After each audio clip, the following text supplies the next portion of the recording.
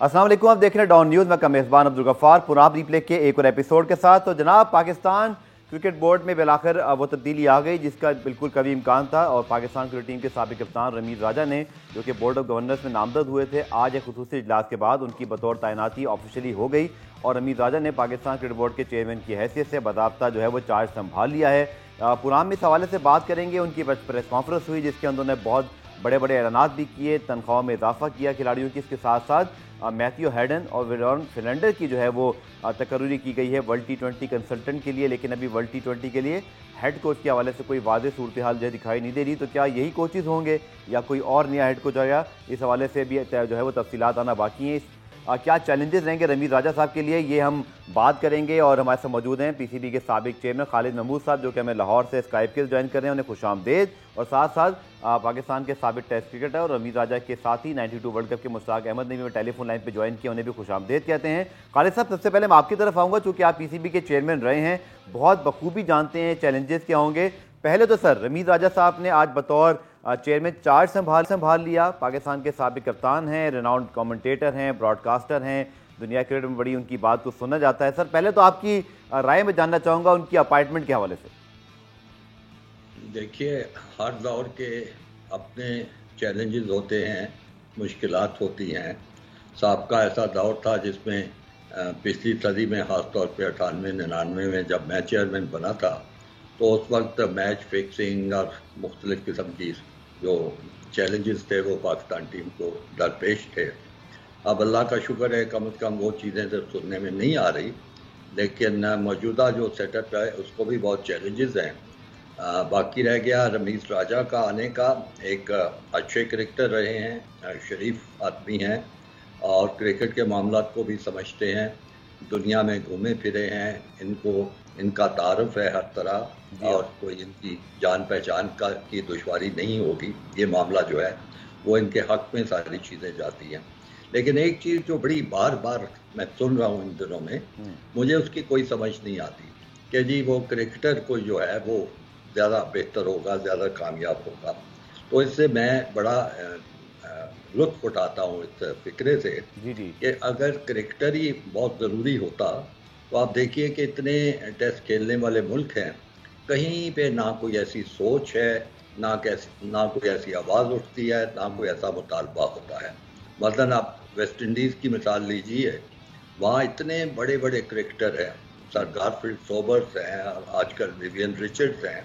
कभी मैंने नहीं सुना कि उन्होंने कहा हो कि इनको क्रिकेट सरबराह बना दिया जाए। इंग्लैंड में आप देखें, सर इयन बोथम हैं, दूसरे खिलाड़ी हैं, आज तक कभी नहीं सोचा गया कि इनको क्रिकेट का चार्ज दे दिया जाए। ले दे के मिसाल एक दी जाती है कि जी हमारे पड़ोसी मुल्क इंडिया में गंगोली चेयरमैन बने हुए, और मैं उनको समझाने की कोशिश करता हूँ कि गंगोली बतौर क्रिकेटर चेयरमैन नहीं बने हुए।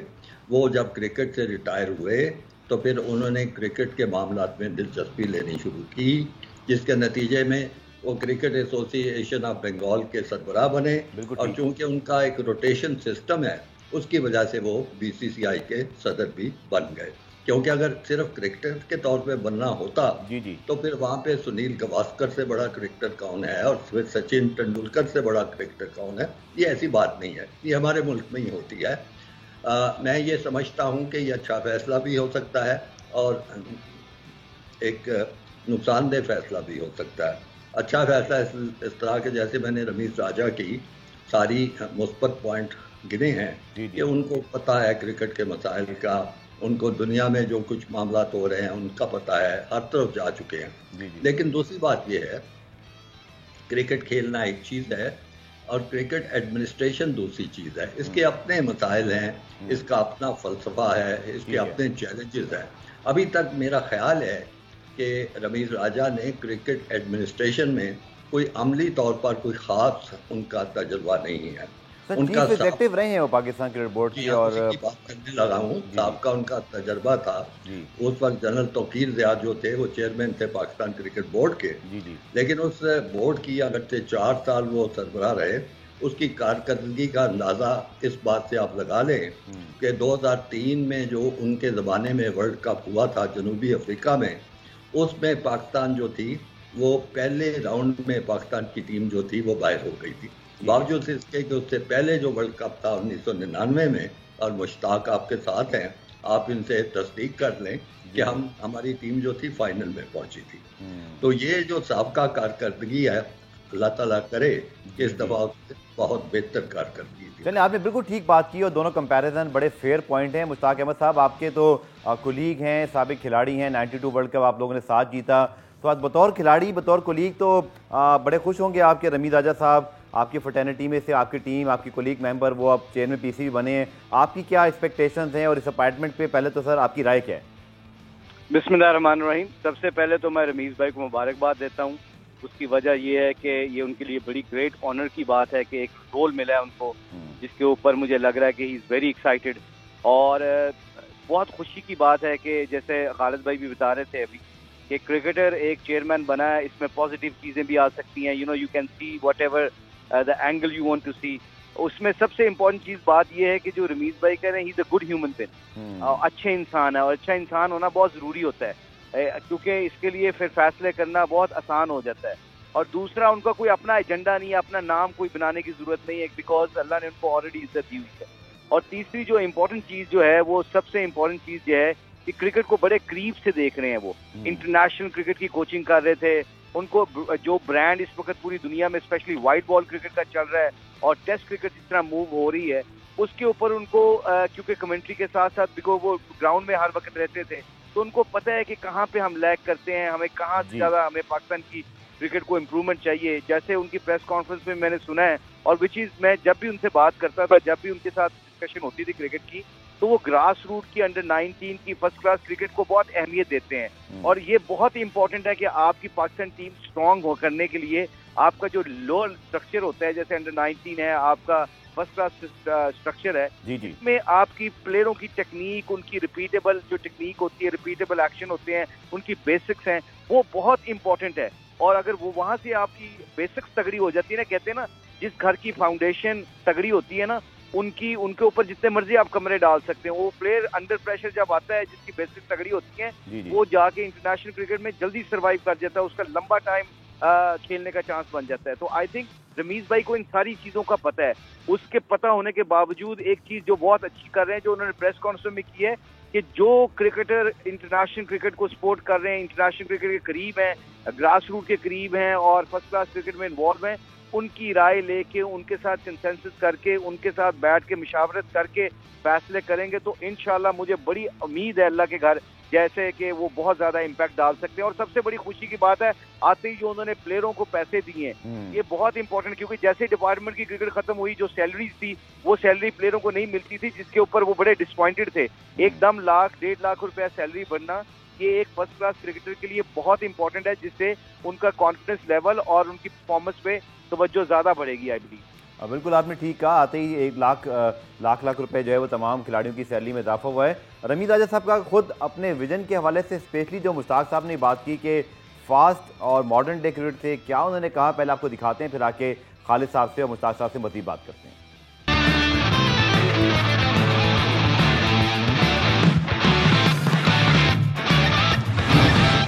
खालिद साहब, जो एक उन्होंने बात की विजन की, उसमें तो अभी हम मज़ीद बात कर लेंगे, लेकिन साथ साथ जो बड़ी इंपॉर्टेंट अनाउंसमेंट है वो है जनाब वर्ल्ड T20 के लिए, जिसके लिए उन्होंने मैथ्यू हेडन और साउथ अफ्रीका के जो साबिक फास्ट बॉलर हैं फिलांडर, उनको कंसल्टेंट मुकर्रर किया। उसके बाद थोड़ा इबाहम था, लेकिन पीसीबी की प्रेस रिलीज ने खालिद साहब वाज़ेह कर दिया कि ये सिर्फ वर्ल्ड T20 के लिए कंसल्टेंट के बतौर अपॉइंटमेंट हुई हैं, यानी कि हमारा इस वक्त भी बाकायदा कोई हेड कोच नहीं है। अब ये बड़ी अजीब सूरत हाल नहीं है खालिद साहब, वर्ल्ड कप के करीब हमारे कोचेस भी घर चले गए और इस वक्त कोई कोच अपॉइंट नहीं हुआ हुआ, तो कंसल्टेंट तो आ गए सर, हेड कोच कब तक आ जाना चाहिए? देखिए, मेरी सोच जो है, चूँकि मैं उस क्रिकेट से वाबस्ता रहा हूँ, उस क्रिकेट बोर्ड से 70 की दहाई में जो कुछ मामला थे, उस वक्त अब्दुल हफीज़ कारज़ा साहब चेयरमैन थे, और वहाँ पे ये इतने बखेड़े नहीं होते थे जो कुछ आजकल हो चुके हैं।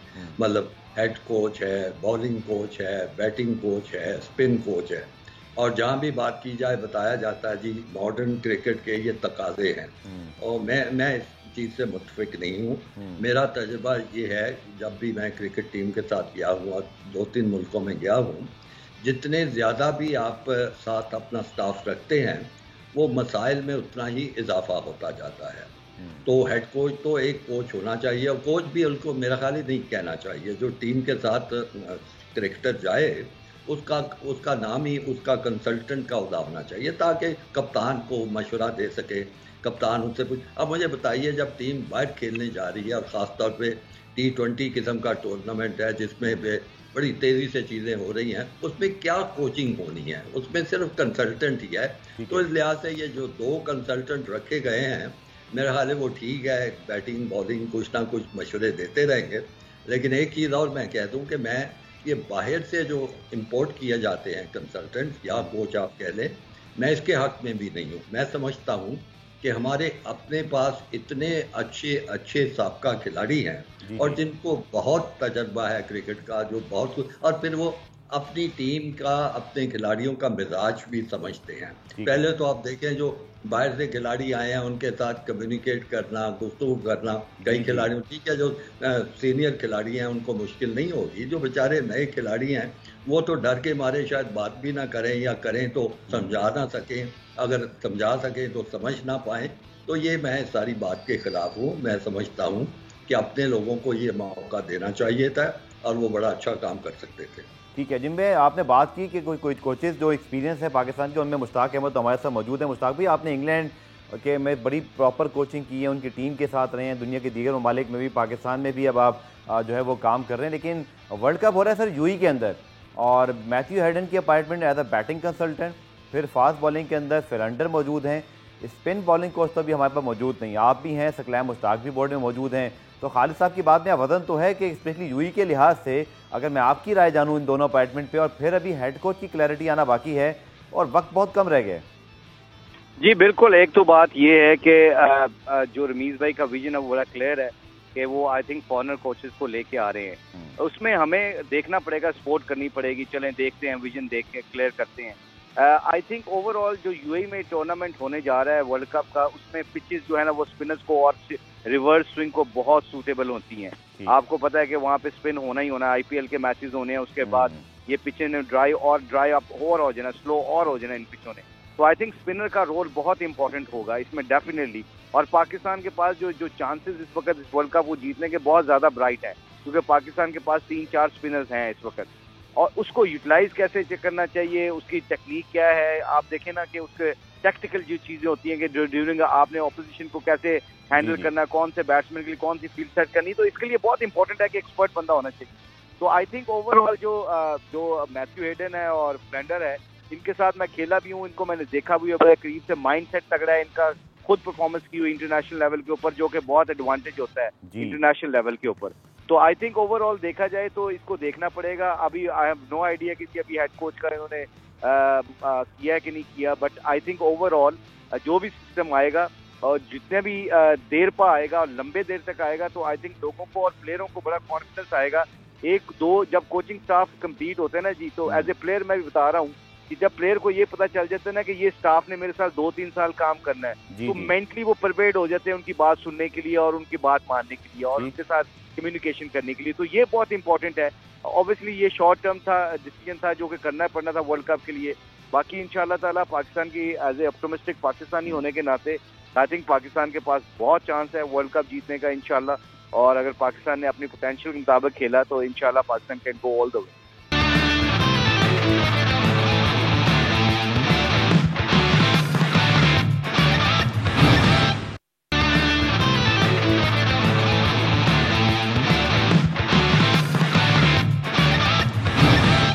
रमीज राजा साहब ने जब दोनों गैर मुल्की कोचेस जो कि कंसल्टेंट आ रहे हैं उनकी अपॉइंटमेंट का जब जिक्र किया, तो क्या उनका खुद कहना था, आइए पहले बता देते हैं। सो जनाब, गैर मुल्की कोचेस की अपॉइंटमेंट के हवाले से आपने सुन लिया, वो बात कर रहे थे कि मोराल जो है बूस्ट करने की ज़रूरत है। खालिद साहब, मैं ज़रूर ये जानना चाहूँगा कि वर्ल्ड कप से सिर्फ तकरीबन 40 या 45 दिन पहले आपके हेड कोच और बॉलिंग कोच मुस्ताफ़ी हो जाएं या घर चले जाएं या रेस्ट कर लें, आपके सामने वो प्रेस रिलीज और सारी मालूमात मौजूद होंगी, आप उसका अच्छा तजिया कर सकते हैं। और उसके बाद अभी सकलैम मुश्ताक और रज़ाक होंगे और फिर कंसल्टेंट आएंगे। आपकी क्या राय है? मेरी ज़ाती राय में सिर्फ मुझे एक डायरेक्शन में एक चीज़ की कमी दिखाई दे रही है, जैसे कि हेड कौन करेगा, यानी कि मैथ्यू हर्डन और चले आगे फिलंडर, लेकिन क्या सकलैन मुश्ताक को भी कोई रोल दे सकते हैं या आपको भी हेड कोच ढूंढना है? वर्ल्ड कप से पहले ये जो सारी सिचुएशन है इसका आप क्या तजज़िया करेंगे खालिद साहब? पहली बात तो ये है कि मैं दोनों के आने के खिलाफ हूँ। मैं समझता हूँ कि हमारे पास मौजूद हैं, अच्छे अच्छे लोग मौजूद हैं। दूसरी बात जो मैं मुश्ताक से इत्तफाक करता हूँ कि जहाँ आपको जिस चीज़ की ज़रूरत है वो तो आपने बदला लेके ही नहीं आए। आपको ज़रूर एक स्पिनिंग एक्सपर्ट चाहिए था जो कम से कम टीम को बता सके कि आप इस तरह इन मैचों में आपका रवैया होना चाहिए। वो आपने रखा नहीं। सकलैन मुश्ताक को पता नहीं रोल दिया गया था, अब शायद उसका रोल खत्म हो गया है। नहीं, वो हेड कोच सर है न्यूजीलैंड के सीरीज के लिए। ये अभी क्लैरिटी नहीं है कि इंग्लैंड में होंगे या वर्ल्ड कप में होंगे। न्यूजीलैंड में रज़ाक और सकलैन ही कोचेस हैं। सकलैन होंगे तो मुश्ताक मौजूद हैं। इनका बहुत तजर्बा है कोचिंग का। इन्होंने इंग्लैंड में कोचिंग की है, पाकिस्तान के साथ भी बड़ा काम कर चुके हैं। तो इस तरह के लोग क्या हमारे पास नहीं है? इसी तरह अभी ये बात कर रहे थे मुश्ताक के रिवर्स स्विंग वहाँ पे ये होगी, तो वो रिवर्स स्विंग के तो एक्सपर्ट ही सारे हमारे पास है।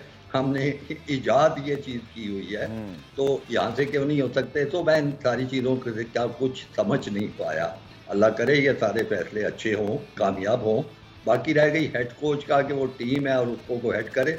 मेरा ख्याल है ये कोई इतनी ज़रूरी बात नहीं है, क्योंकि मैं उनको कोच नहीं समझ रहा, मैं उनको कंसल्टेंट ही समझता हूँ कि जिसको कोई मशवरा चाहिए वो मशवरा मांगेगा, जिसको वो मशवरा खुद देना चाहें कंसल्टेंट था वो मशवरा देंगे। इसी तरह बॉलिंग साइड पे भी ये चीज़ें होंगी। तो कोचिंग बार हो नहीं सकती, कोई ऐसा वक्त ही नहीं होता, मौका ही नहीं होता। फिर ये जो बिल्कुल पैराशूट के जरिए उतरेंगे आके दोनों कोच, ना वो टीम को समझ पाएंगे ना टीम उनको समझ पाएगी। कई दिन तो आपस में उनके एडजस्टमेंट के लिए दरकार होंगे। नहीं, मैं माफ़ी चाहता हूँ, ये फैसला जो है कोई ऐसा नहीं है कोई ज़बरदस्त। ठीक है।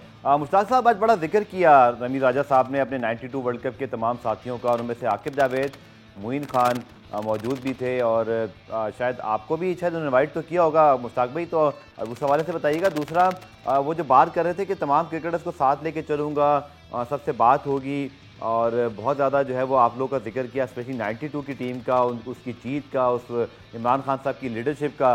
तो आप लोग की बड़ी ज़बरदस्त बाउंडिंग उस वक्त टीम में मौजूद थी। आज भी उन्होंने बड़ा जिक्र किया, बल्कि तमाम लोगों को साथ लेकर चलने का कहा। तो इसके मुतालिक आपकी क्या राय है? जी बिल्कुल, उन्होंने इनवाइट किया था मुझे भी और एजाज भाई को भी और इमाम को भी, जितने भी उनके साथ खेले। मैं तो इधर कराची में हमारा अंडर 19 का वर्ल्ड कप पे तैयारी लगी हुई है, उसमें मैं और एजाज अहमद साहब हम इधर ही हैं, टीम के साथ हैं अंडर 19 के वर्ल्ड कप के लड़कों के साथ, तो उनके साथ ट्रेनिंग कर रहे हैं।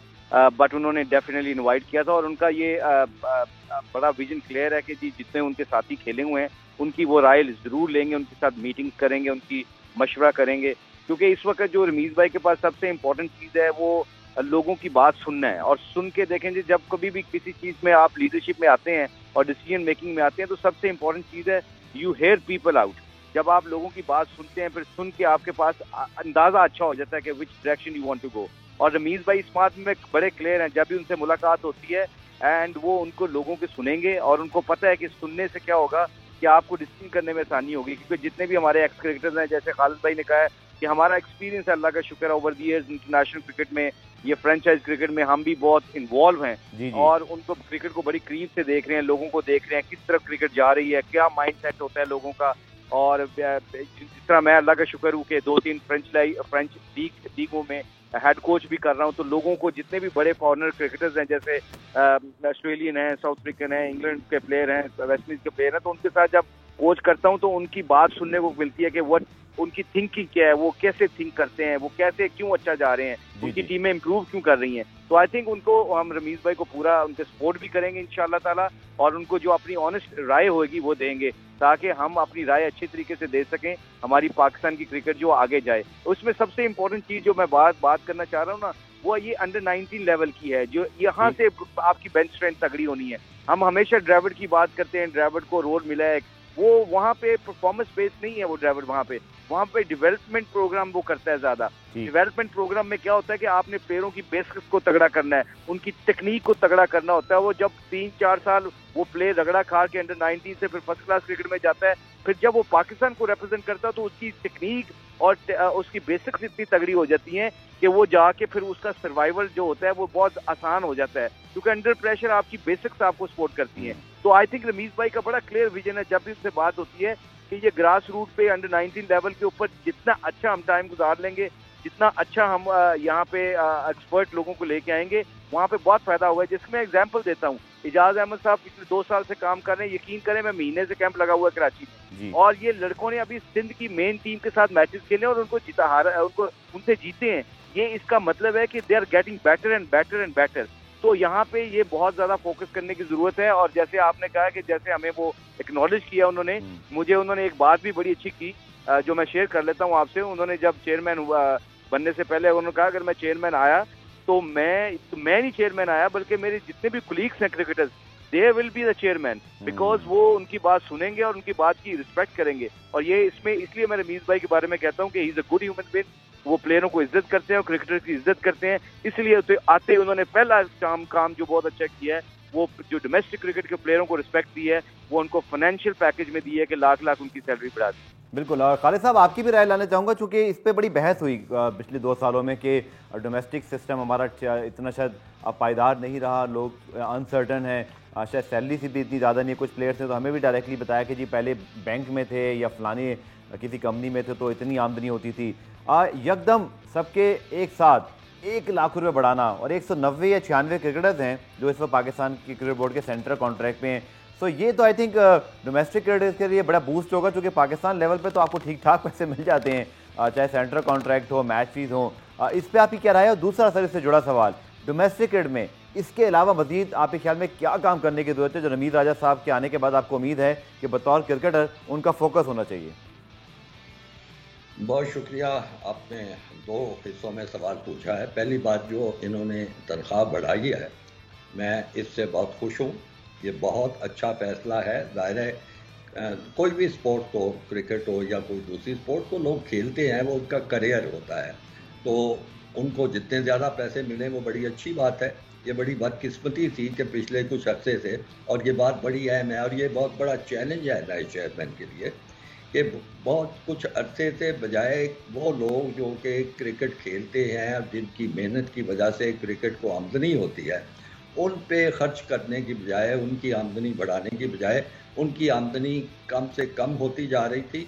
और उसके मुकाबले में वो लोग जो मुख्तलिफ ओहदों पे क्रिकेट बोर्ड में बैठे हुए हैं, उनकी तनख्वाहें इतनी खौफनाक हद तक बढ़ती जा रही थी। मेरी नज़र में ऐसे लोग जिनको 1 लाख रुपया महीने की तनख्वाह मिलनी चाहिए, उनको 10 लाख रुपए मिल रही थी, और उससे भी बड़ी तनख्वाहें, उनको पैसे। तो बड़ी अजीब बात है कि जिन्होंने क्रिकेट खेलनी है, जिन्होंने अपनी कारकर्दगी से मुल्क के लिए नाम रोशन करना है, अच्छे नतीजे देने हैं, आप उन पे खर्च करने की बजाय उनको ऊपर जो बैठे हुए हैं अपने दफ्तरों में और एयर कंडीशन दफ्तरों में, आप उनको बड़ी तनख्वाहें दे रहे हैं। मुझे तो उस बात की कोई समझ नहीं आती थी। इसलिए फौरी तौर पे एक तरफ जो तनख्वाह बढ़ाई गई है, साथ ही नए चेयरमैन को चाहिए कि क्रिकेट बोर्ड के सारे मामलात का, हेडक्वार्टर का और जहाँ और दफातर है उनका जायज़ा ले, तमाम लोगों की तनख्वाहों को दोबारा नज़र-ए-फ़ानी करें। और मैं ये नहीं कहूँगा कि डाउन साइजिंग करें अपने स्टाफ की, कम राइट साइजिंग तो कर लेना कि जहाँ 1 बंदे की ज़रूरत है वहाँ 3 ना रखें, जहाँ 2 की ज़रूरत है वो 5 ना रखे हों। तो इस वक्त मौजूदा सूरत हाल ऐसी की ऐसी है।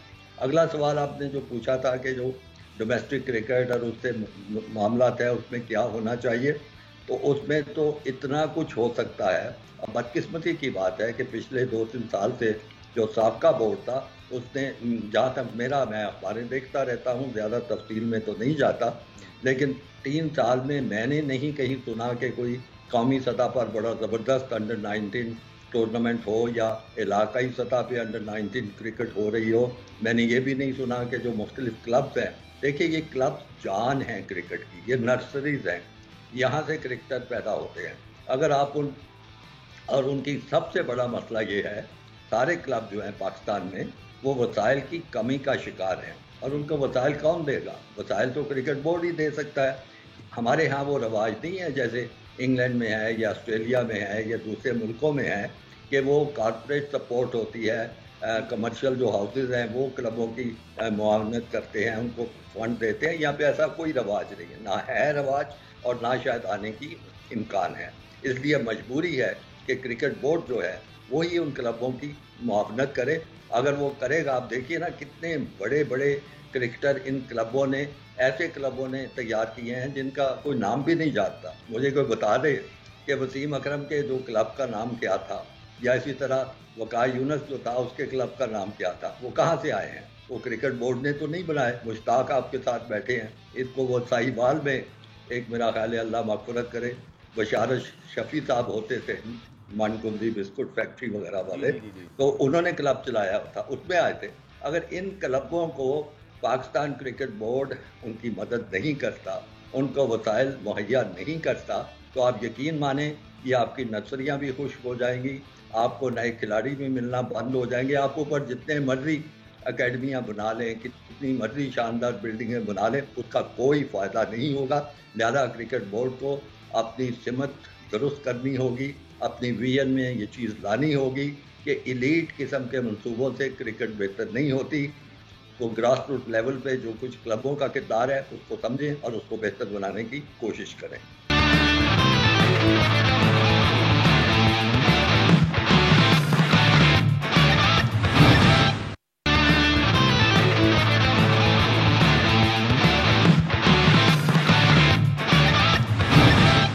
क्लब क्रिकेट है, या जो अगर हम कह लें बिल्कुल जो रीजन्स भी शुरू हुए थे उनके अचानक अब तो मुकाबले शुरू होना हुआ है, सिटी एसोसिएशन बन गई। बट आपके मुताबिक तो मैं खुद अखबार वतन में पढ़ता रहा, जो आपने बिस्किट फैक्ट्री में खेलना शुरू किया, वहाँ से सपोर्ट मिली, फिर आकिब हों, आप हों, इंतज़ाम हो, अंडर 19 लेवल पे बहुत इकट्ठा साथ खेले, और फिर ये पूरा ग्रुप बना जो बहुत ग्रास रूट लेवल से उठा और फिर पाकिस्तान की नुमाइंदगी की, वर्ल्ड कप जितवाया। तो खालिद साहब ने बिल्कुल ठीक निशानदेही की है। मुश्ताक साहब, आपको क्या कहना है? अगर मैं आपसे पूछूं, ये जो हमारी ग्रास रूट लेवल पर स्पेशली जो क्लब क्रिकेट है, क्या मसाइल हैं सर इनके, और आप बतौर क्रिकेटर जानते हैं जिनको रमीज़ भाई फोकस करें तो ठीक हो सकते हैं? देखिए, एक तो खालिद भाई की मेमोरीज को मैं अल्लाह का शुक्र अदा करता हूँ कि बड़ी ग्रेट मेमोरीज है। मुझे उन्होंने बशार शफी साहब का बात किया, उन्होंने वो जब हम मुल्तान डिवीजन में उनके क्लब में खेला करते थे तो बहुत गरीब घराने से ताल्लुक था, तो बल्ले के पैसे नहीं होते थे, किट के पैसे नहीं होते थे। तो क्या उन्होंने फिर वजीफा भी लगा दिया मेरा 500 का, उस वक्त 87-85 की बात बता रहा हूँ। फिर उन्होंने किट भी लेके देते थे। ऐसे लोग जो ऑनरशिप लेते थे क्लब क्रिकेट में, अब वो नहीं है। अब वो उनको वापस लेके आना पड़ेगा। जो लोग हैं वो जो प्लेयरों की मदद करते हैं, जो टैलेंटेड लोग हैं बेचारे अफोर्ड नहीं कर सकते, उनको फाइनेंशियली सपोर्ट करते थे और उनको बैक करते थे, उनको अप्स एंड डाउन में उनका साथ देते थे। They used to be a mentor for them. तो ये खालिद साहब ने बिल्कुल अच्छी बात की है। क्लब क्रिकेट हमारी बड़ी तगड़ी होती थी, और क्लब क्रिकेट से फिर बंदा अंडर 19 में जाता है, फर्स्ट क्लास क्रिकेट में जाता है। देखे ना, जहाँ पे वसीम भाई खेले होंगे, वकार खेले होंगे, इंतजाम खेले होंगे, जहाँ हम खेले, जब हम टेस्ट मैच खेल के अपने क्लब में जाके प्रैक्टिस करते थे, जो एक यंग लड़का जब हमारे साथ प्रैक्टिस करता था, या इंतजाम को आउट करता था, या वकार यूनुस को बैटिंग कर सकता है वो नेट में, या मुझे खेलता है, तो एकदम उसका कॉन्फिडेंस लेवल शाम को घर जाके डिफरेंट हो जाता है कि मैं यार खेल सकता हूँ इंटरनेशनल क्रिकेट, मैं अच्छी क्रिकेट खेल सकता हूँ, क्योंकि मैंने वकार को आज फेस किया। अब वो जितने भी हमारे इंटरनेशनल प्लेयर हैं उनको मौका ही नहीं मिलता खेलने का। तो हमें स्कूलों की और क्लब क्रिकेट को वापस रिविजिट करना पड़ेगा, उनके ऊपर प्लान बुक करना पड़ेंगे। वो इसलिए कि बहुत इंपॉर्टेंट है, क्योंकि एजुकेशन, पहले हर स्कूल की टीम होती थी, हर स्कूल के लोग स्पोर्ट्स खेला करते थे, और वो स्कूल के ही लोगों से आपके हीरो बनना शुरू हो जाते थे। वहां से प्रेशर आप लेना शुरू करते थे। जब वो अंडर 19 लेवल पे पहुंचते थे, उनके ऊपर वो क्राउड का प्रेशर ही खत्म हो जाता था, जो स्कूलों में एक दूसरे के साथ मुकाबले होते थे। तो आई थिंक ये जो हमारा पुराना सिस्टम है वो क्लब क्रिकेट का और स्कूलों का, वो वापस लेके आना पड़ेगा। और जो कि रमीज भाई ने I believe in press conference में कहा भी है कि मैं इस पर बहुत फोकस करूंगा। उनको पता है कि क्लब क्रिकेट से कितने लोगों को फायदा होगा और पाकिस्तान की क्रिकेट कितनी तगड़ी होगी। और मैं उन लोगों को भी ये इसके आपके प्रोग्राम के तवज्जुह से कहना चाहता हूँ, कई लोग हैं जो इस वक्त भी लड़कों को सपोर्ट करते हैं, बैट लेके देते हैं, ग्लव्स लेके देते हैं। मैं अभी आपको बता रहा हूँ कि एजाज अहमद साहब इंटरनेशनल कोच हैं, अपना अंडर 19 के कोच हैं, ए टीम के कोच हैं। वो पर्सनल तौर पे लड़कों के उन्होंने वजीफे लगवाए हुए हैं ताकि वो क्रिकेट खेल सकें, ताकि उनकी फैमिली को कोई प्रॉब्लम ना हो। ऐसे बंदों की हमें ग्रास रूट पे भी ज़रूरत है, और जो लोग अफोर्ड कर सकते हैं उनको ज़रूर चाहिए कि जंप इन करें। और मेरा ख्याल रमीज़ भाई ने आज कहा भी है कि मैं उन सारे लोगों को बुलाऊंगा जो क्लब क्रिकेट को रन करते हैं, और उनकी प्रॉब्लम भी सुनूंगा और उनको सॉर्टेड आउट करने की भी कोशिश करूंगा। बिल्कुल जिक्र किया उन्होंने, और कहा भी कि स्पाइक्स पहन के शायद अब बॉलिंग भी नहीं होती है, बहुत सारी चीज़ें उन्होंने बात की। लेकिन मुश्ताक भाई, आपका तो बहुत बहुत शुक्रिया। आखिरी सवाल खालिद साहब से आपसे सिर्फ कि कोई ऐसी चीज़ जो आप आखिर में पॉइंट आउट करना चाहें, क्योंकि रमीज़ राजा साहब के बतौर चेयरमैन आज पहला दिन है तरजीहात में, कोई और ऐसी चीज़ आप मेंशन करना चाहें प्रोग्राम के आखिर में? बहुत सी चीज़ें हो सकती हैं। पहली बात तो ये है कि मैं समझता हूँ हमारी बैनुल-अक़वामी सतह पे जो हमारी लॉबी है, जो हमारा असर रसूख है, वो होते होते बहुत कम होता चला गया है। अब सूरत हाल तो ये है कि वो जो बिग थ्री का फार्मूला आया था, उसके नतीजे में तमाम बड़े बड़े फैसले जो हैं वो ऑस्ट्रेलिया, इंग्लैंड और इंडिया मिलके करते हैं, और दोनों मुल्कों का भी ऐसे ही मैं तज़किरा कर रहा हूँ। तकरीबन सारे फैसले जो हैं वो इंडिया वाले ही कर रहे हैं मिल मिला के। तो मेरे ख्याल में उनका चूँकि ज़मीर का काफ़ी इंटरनेशनल एक्सपोज़र है, तो उनको इस मामले की तरफ ख़ुसूसी तवज्जो देनी चाहिए, ताकि वहाँ पे हर तरह की मुल्कों की और हर तरह की आवाज़ जो है वो सुनी जा सके और क्रिकेट के हक़ में फ़ैसले हों, और इंडिया या दूसरे जो मुल्क हैं वो अपनी मनमानी ना करें। मैं तो बल्कि इस हद तक कहता हूँ कि ये जो क्रिकेट समझी जाती थी कि शुरफा का खेल है, अब तो बिल्कुल शुरफा का खेल कम है और ये बनियाओं का खेल ज़्यादा बन गया है। यानी बनिया मतलब वो होता है जो एक काम करके उससे पैसे ज़्यादा से ज़्यादा कमाना चाहता है। तो इसको वापस शुरफा का खेल बनाना चाहिए। मैं अपील भी करता हूँ और रमीज़ राजा से मैं तवक्को भी रखता हूँ कि वो वापस इसको शुरफा का खेल बनाने की कोशिश करेंगे। ठीक है, रमीज़ साहब के लिए बहुत सारी नेक ख्वाहिशात, चूँकि उनका पहला दिन ऑफिस में, और साथ साथ खालिद महमूद साहब आपका बहुत बहुत शुक्रिया, मुश्ताक अहमद साहब आपका बहुत बहुत शुक्रिया। आप उम्मीद करते हैं, जैसे खालिद साहब ने कहा कि चैलेंजेस बहुत और साथ साथ तवक्कुआत भी हैं, चूँकि रमीज़ राजा बड़े पॉपुलर चॉइस हैं। अभी हर कोई उन्हें वेलकम कर रहा है। पहली प्रेस कॉन्फ्रेंस में खिलाड़ियों के लिए पैसों की अनाउंसमेंट हो या फिर कुछ और जो उन्होंने स्टेप देने का ऐलान किया, लोग इससे मज़ीद जो है मोटिवेट हुए हैं। लेट्स होप कि रमीज़ राजा साहब का ये दौर पाकिस्तान क्रिकेट के लिए एक अच्छा दौर साबित हो और पाकिस्तान क्रिकेट टीम, जो कि इस वक्त हमारी एक एवरेज टीम बन चुकी है, हम वर्ल्ड क्लास टीम का रूप धार सकें। पूरा रिप्ले आज देखने का शुक्रिया। कल दोबारा से मुलाकात होगी, तब तक के लिए अल्लाह हाफ़िज़।